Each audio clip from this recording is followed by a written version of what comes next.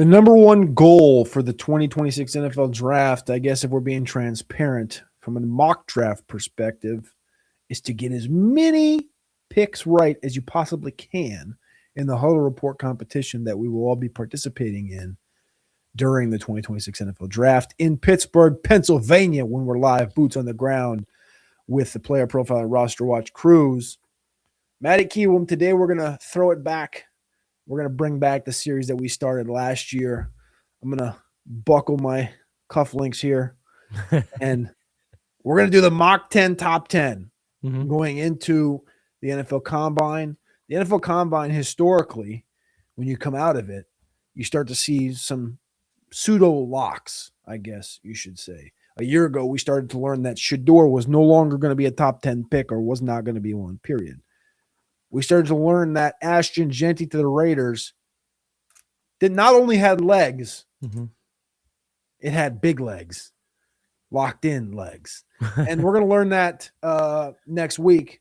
But today we're going to talk about the top 10 Raiders, Jets, Cardinals, Titans, Giants, Browns, Redskins, Saints, Chiefs, and Bengals. We're going to go through 1 through 10 in less than 25, 26 minutes. And then we're going to get out of here. Click that like button. Click subscribe. We appreciate you. We love you. We're here 5 days a week at 7 p.m. Eastern time. He is Matty Kiwoom. I am Cody Carpentier. Matty, I'll just let you open it. How you doing? And pick number 2 with the Jets. What are we thinking? Well, we know who pick number 1 is, but I am excited to see, because sometimes what you learn when you go to the Combine is that if there's a team, we'll say, for instance, the Raiders. We knew that the Raiders going on Ginty was locked in because we were starting to hear that the Bears were hoping he slipped. We were hoping that teams weren't going to let him fall much past a certain pick. And then that's when you could put the intel together. You could put, 2 and 2 together, make 4, and then we know what we got. And what we got here is a 9-pick top 10 because we already know number 1. Number 1's a lock. It's Fernando Mendoza. It's locked and loaded.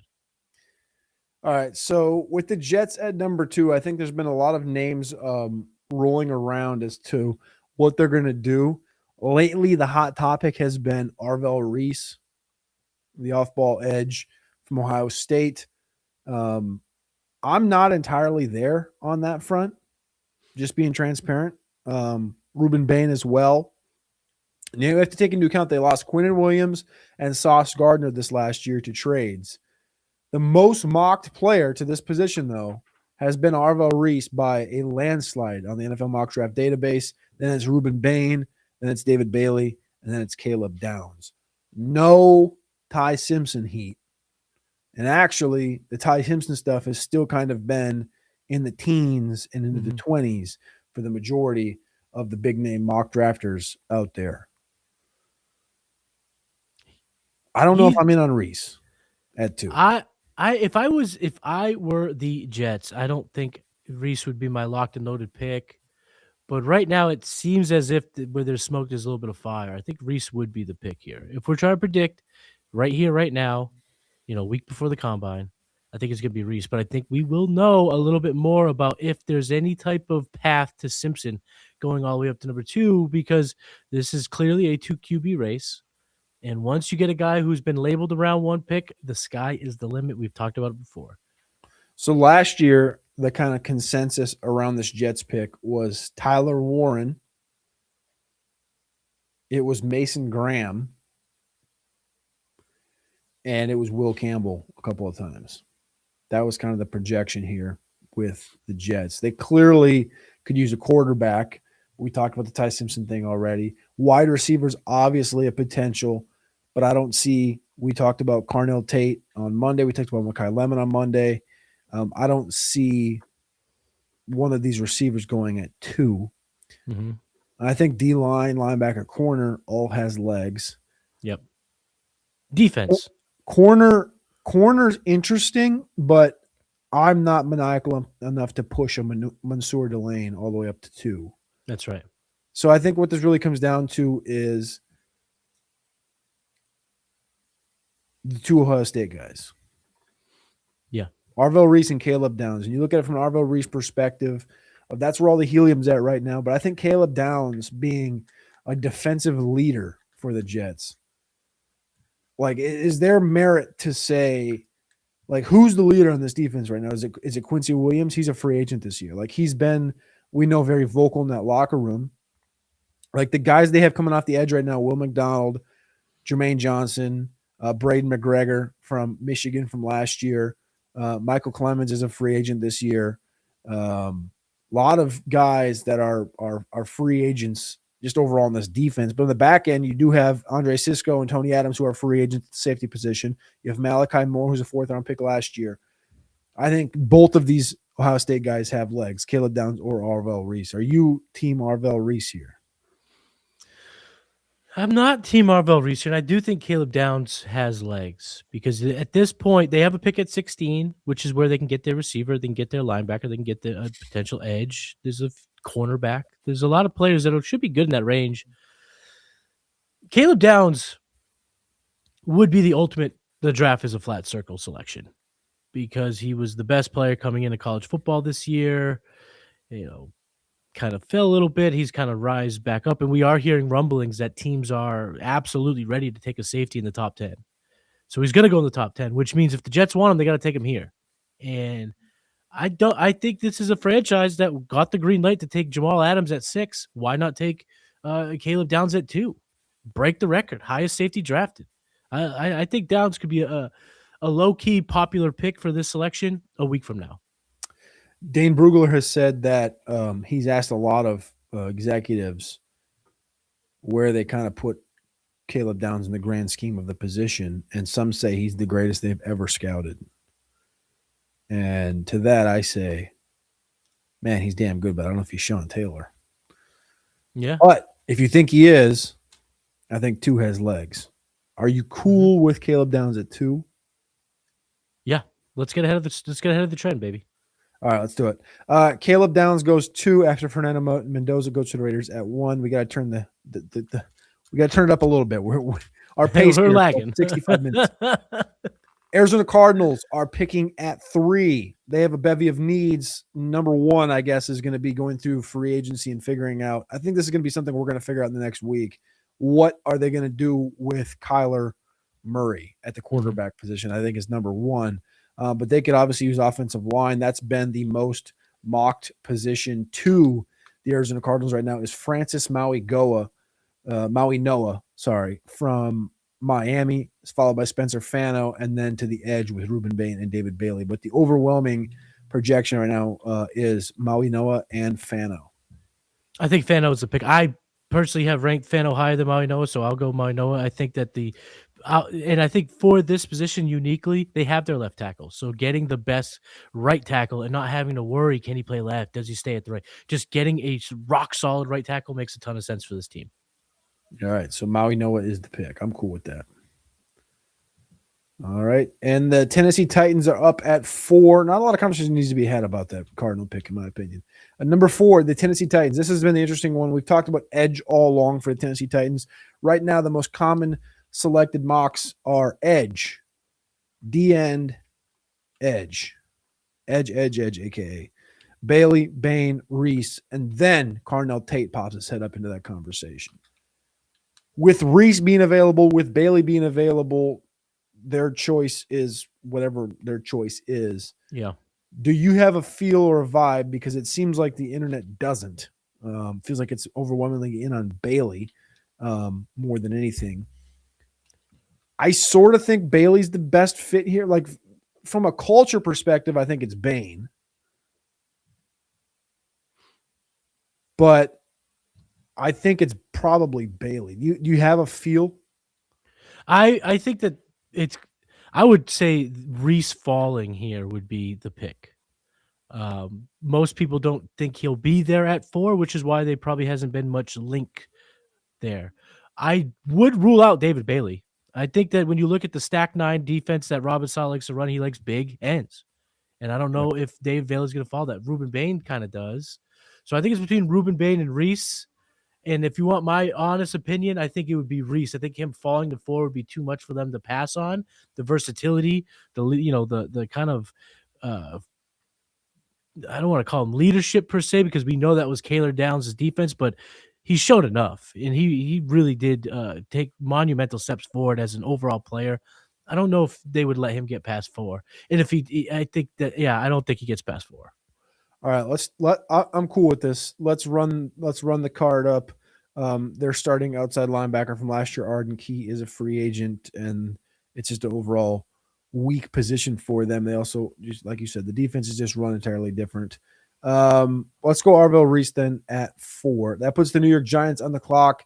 Wide receiver, offensive line, corner. We've seen Mansour Delane mocked here to the New York Giants quite a bit. We're also seeing Carnell Tate come off the board quite a bit. Maui Noah is the most mocked player to the Giants, but he's gone in this mock draft at 3rd overall to the Cardinals. So that leaves us with Tate, Delane, and then we also have Downs, who is also gone as well. But our best players available, Bain, Bailey, Tate, Delane. Where do you lean with the Giants? Because obviously you're going into this expecting Jackson Dart, Malik Neighbors, you have Cam Scattaboo, you have Theo Johnson, Wandale Robinson's expected back. Like, you have your core, but you could really upgrade that weaponry with the Carnell Tate here. And to me, he's the clear number 1 wide receiver in the class, and he's a different.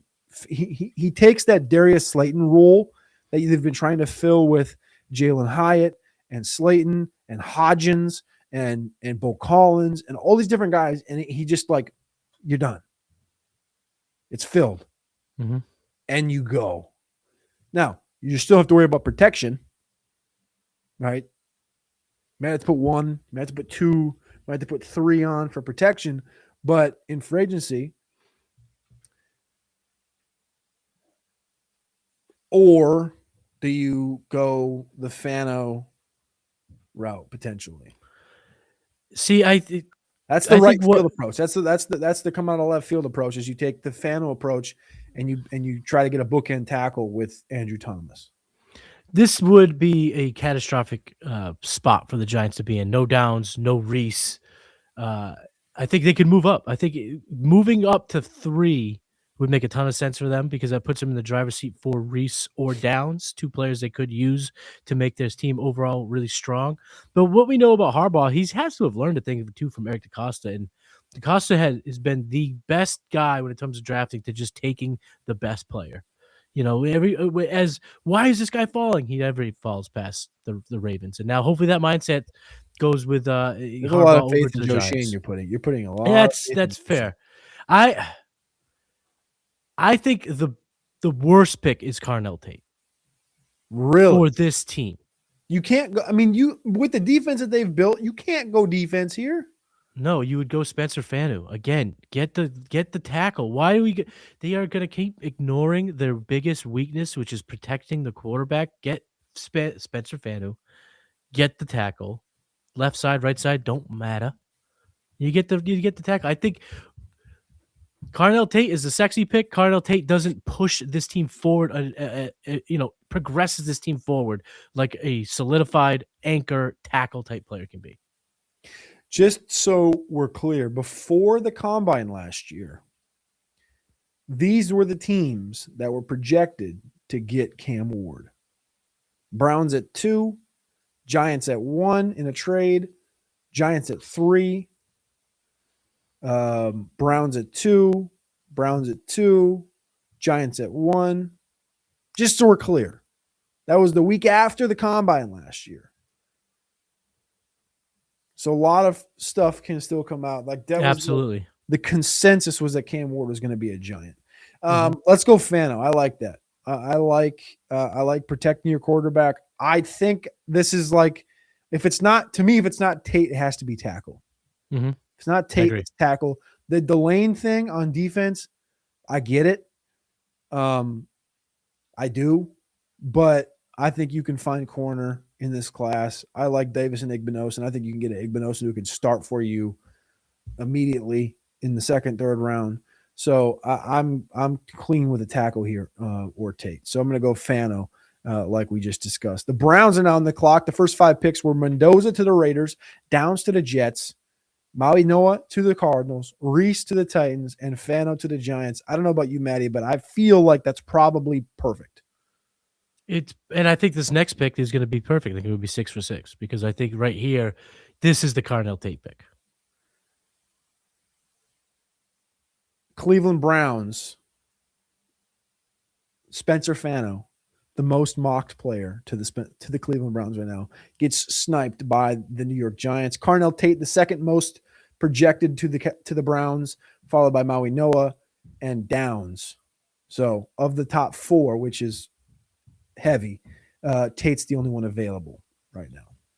And I think that's the right pick. They need a playmaker for Deshaun Watson and Shedeur Sanders, whoever wins that job.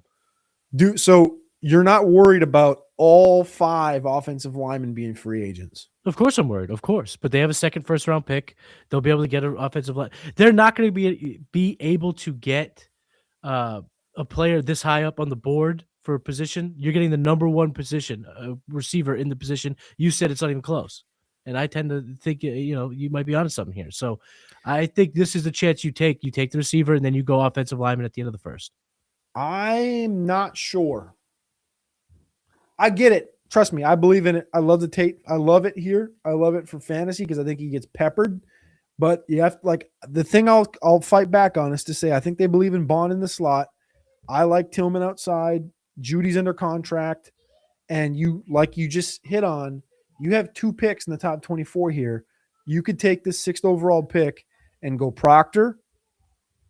And then you could come back with the 24th pick and go Iheanacho from Arizona State or Freeling from Georgia, trade up and get Vega Ione, and you can walk away with 2. Yeah. Which would be nice. It would be smart. A blue chip and like a super blue chip. Well, here's the thing, though. Fanu being there at 6 would have been the pick, no doubt. Yeah. At this point, I believe in the Proctor potential.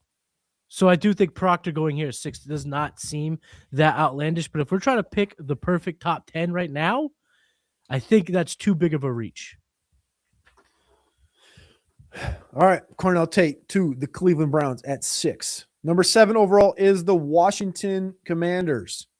Their most heavily mocked player right now, according to the NFL Mock Draft Database, shout out to NFL Mock Draft Database, is David Bailey, followed by Caleb Downs and Sonny Styles and Ruben Bain. David Bailey. So the one note here will correlate to potentially why that has been the most mocked player. And if you go to all the local Washington beat guys, it's Arvell Reese, it's Caleb Downs, it's Sonny Styles. It's pretty broad. When you look at the depth chart right now for said Commanders, the defensive end position, Dietrich Wise, free agent. Jalen Holmes, free agent. Von Miller, free agent. Drake Jackson, free agent. Jacob Barton, free agent. Preston Smith, free agent. They have 2 defensive ends under contract, Dorrance Armstrong and Javonte Jean-Baptiste. And David Bailey pretty clearly fits into the reason they added Von Miller. I'm not going to comp him to Von Miller, but if you were to comp David Bailey to a player on the Commanders, it would be Von Miller. Yeah. So I get the Bailey thing here. And I don't really buy in the Sonny Styles thing quite yet of him being like this locked in top 10 pick. I think you could debate. Potentially going receiver. No, Carnell Tate just went, sorry. Yeah, I mean, I think this is. We've heard David Bailey. It's David Bailey. Before you said on Monday's show he was your only first-round rated guy right now. Or top 10 rated guy, your highest rated guy, only guy in the 7s right now is David Bailey. Yeah. The only guy I think I would debate is Jeremiah Love. The only thing I think that I like that pick. Jeremiah Love's the only one that earns this, but I think they're in free agency. I think they're going to go get a Brees or a Ken Walker. I think Ken Walker probably gets franchise tagged, but I think they love Brees. I think they'll probably go get Brees. Yeah, I think David Bailey would be the pick here. David Bailey to the Commanders.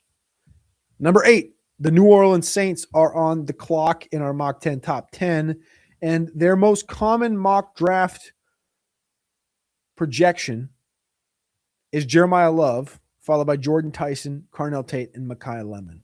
The people are all in line with this being the direction they're going. The problem I have is we do still have Alvin Kamara under contract this year. They could still use a guard. Mm-hmm. and they could go defensive line. And when I say defensive line, Ruben Bain kind of fits into Cameron Jordan role pretty decently. Pretty decently. Yeah. I'd say really, really fits. Really decently. Really decently. Sonny Styles stylistically, like if they actually let Demario Davis walk, I kind of like Sonny Styles in that role, but this is so early. Right. And I just think the premium that gets put on positions in the NFL draft cannot be ignored. And the fact that there's an edge rusher 2, maybe edge rusher 1 on their board because of the fit is there. I just don't think Bain? that they don't waste much time. All right, run the card up. It's Ruben Bain. We got 2 picks left. Please click that like button. Please click subscribe. Remember, we're here every single night, 7 p.m. Eastern time. He is Matty Kiwoom at the Game Plan FF. I am Cody Carpentier on X. Number 9, the Kansas City Chiefs, formerly known as the one-time AFC, 10-time AFC champion participants. I don't know where I was going with that, but The former king of the class, the former belle of the ball, is now here in the top 10. So catch this. Among the last 34 mock drafts, 24 have Jeremiah Love going to the Chiefs. Which makes me not want to do it.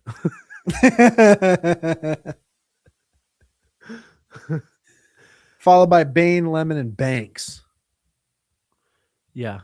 The thing on this pick, Jeremiah Love seems like a slam dunk. And if we get enough smoke coming from the combine, then I will be on that train. But this is a team that got burned by taking a round 1 running back before. This is a team that has more needs than just a luxury pick in the top 10.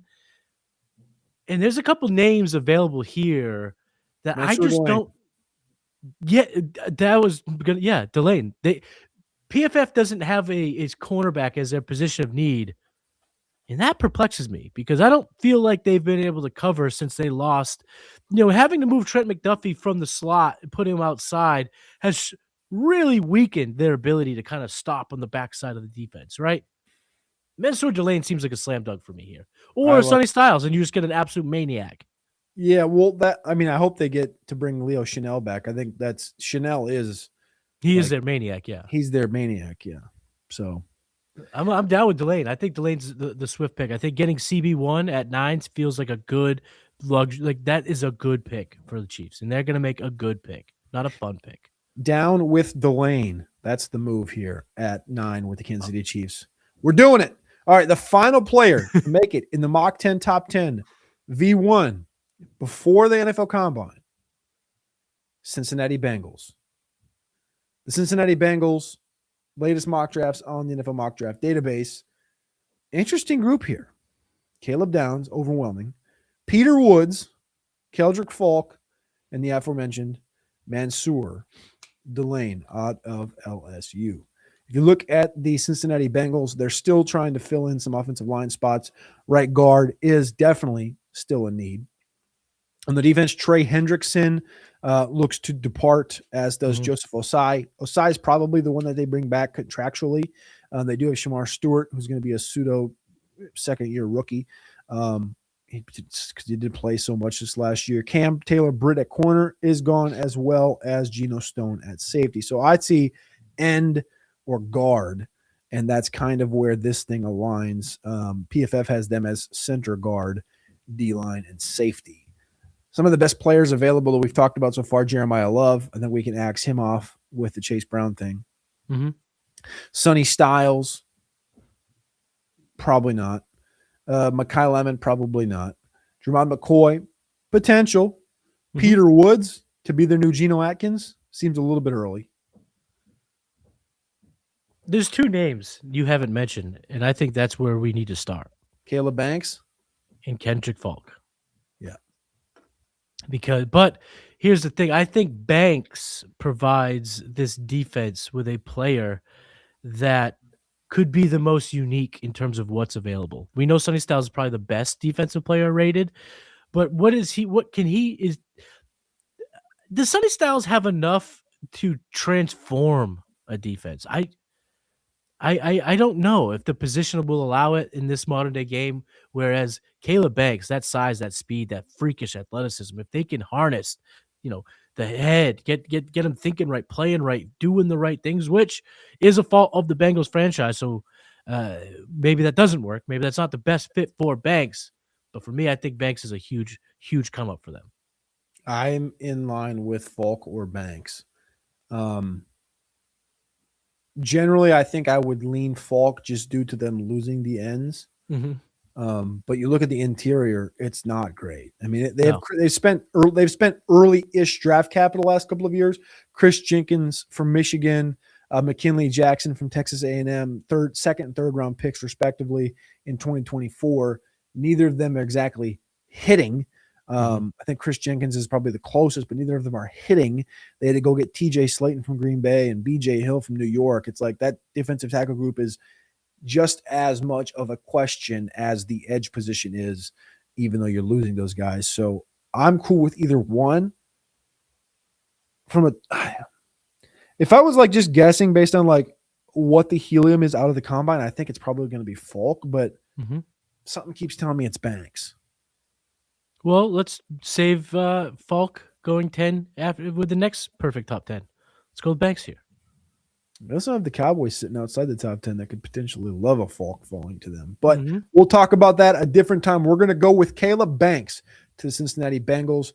There is your top 10 picks of the 2026 NFL Draft heading into the 2026 NFL Combine. We'll be there next week, boots on the ground. We're here 7 p.m. Eastern Time every single day of the week. He's Matty Kiwoom. I am Cody Carpentier. We appreciate y'all. We love y'all, and we'll see you on the next one. Peace.